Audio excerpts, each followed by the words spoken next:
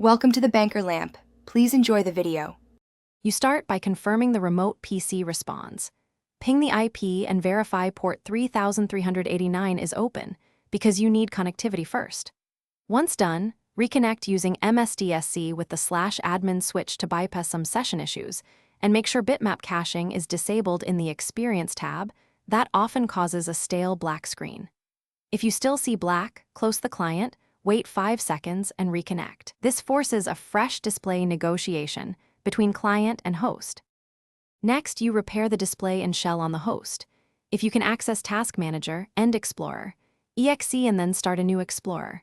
EXE process that often restores the desktop. If you only have command access, run Taskle/IM Explorer, EXE/F and then start Explorer, EXE.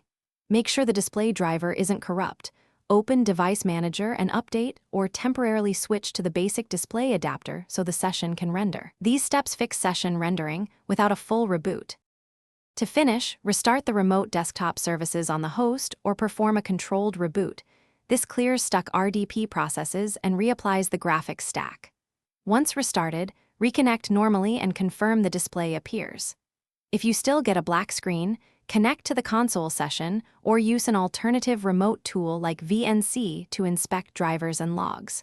One key tip: if drivers keep failing, boot the host into safe mode to roll back the GPU driver. Then update carefully after confirming. Thanks for watching. If this was helpful, leave a like and consider subscribing. See you next time.